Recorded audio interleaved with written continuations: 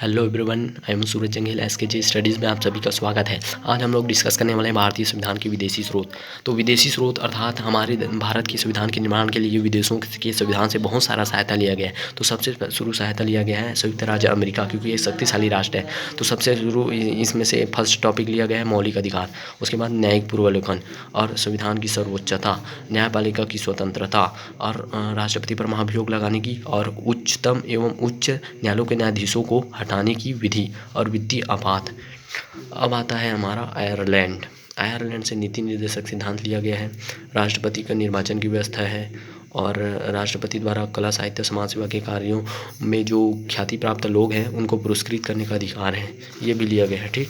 अब कनाडा संगठनात्मक विशेषताएं हैं और विशिष्ट शक्तियों केंद्र के पास राज्यपाल की नियुक्ति प्रक्रिया, संघ एवं राज्यों के बीच शक्ति में विभाजन, संघ है और राज्यों के बीच शक्ति में विभाजन को लिया गया है।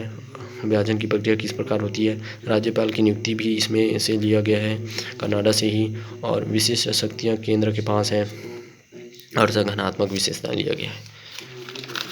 अब इसके आगे देखते हैं ऑस्ट्रेलिया से लिया गया है प्रस्तावना की परिभाषा। ये इतना इंपॉर्टेंट नहीं। समवर्ती सूची का प्रावधान बहुत इंपॉर्टेंट है। संसदीय विशेष अधिकार, केंद्र और राज्यों के बीच संबंध एवं शक्तियों का संबंध एवं बंटवारा, केंद्र और राज्य के बीच।